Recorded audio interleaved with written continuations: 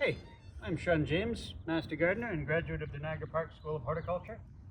I'm doing some grass seeding here. Some of you may know that I do not love grass, but it's got its place. So some things that we're doing a little different from what most folks do. First of all, we're not using Kentucky Blue at all. We're in the north, in just southern edge of Canada really. And so we're using cool season grasses. We're using turf type perennial rye and turf type tall fescue. And they're different because they're super drought tolerant. The roots go down this deep. They have a beneficial fungus in them that actually repels insects, and they don't get the same pantheon of diseases that Kentucky Blue does. So there's that. We're seeding because all you can buy in seed generally is Kentucky Blue, and so we don't want those problems. And then we're laying it much more finely than most people do. Most people put it on too thick, and so they almost cover the ground with seed, and that causes problems. We're putting it on so that the seed's about an inch apart from each other. Maybe half an inch if you really want to go faster, but no more than that.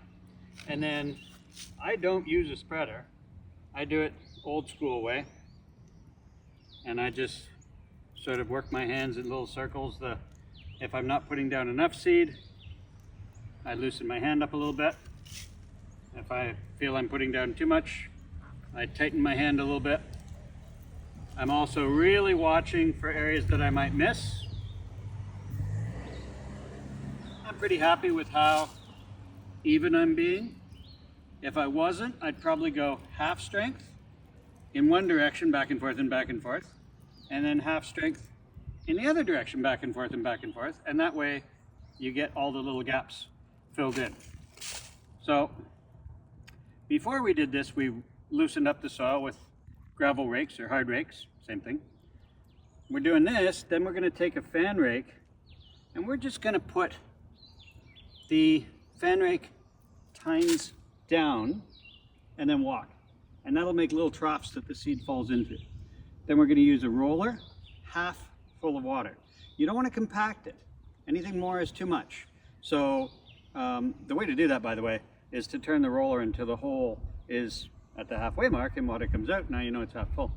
So we're just trying to make good seed to soil contact, not to compact the grass. Big mistake people make. And then in this case, we're going to put straw over it, just about 1/4 inch. And thanks to the folks at Savvy Gardening for that little fact, by the way. And then we're going to leave it alone. You can seed best from August to October. This year it's really warm really late, so we're well into November and we're doing it. If you do it in late November, early December, that's fine. Nothing will happen until the spring. That's called dormant seeding. And then again from mid-April to mid-May, that's the next best time to do it. When you're at the edges, get low so that you don't dribble grass seed, which becomes a weed, into the gardens. And then as I get further away, I can stand like a normal person. So if you need some lawn, if you need an area to mulch up leaves or what have you, or if you've got dogs or kids, those are good reasons to have grass. At least use a good drought tolerant, disease resistant seed. You can also use this if you're overseeding. So you've got an existing lawn that maybe is a little sparse. Maybe you've had an insect infestation or something like that.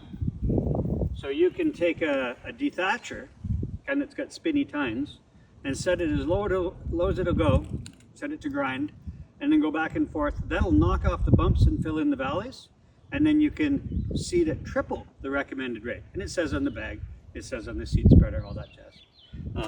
So there you go, seed away.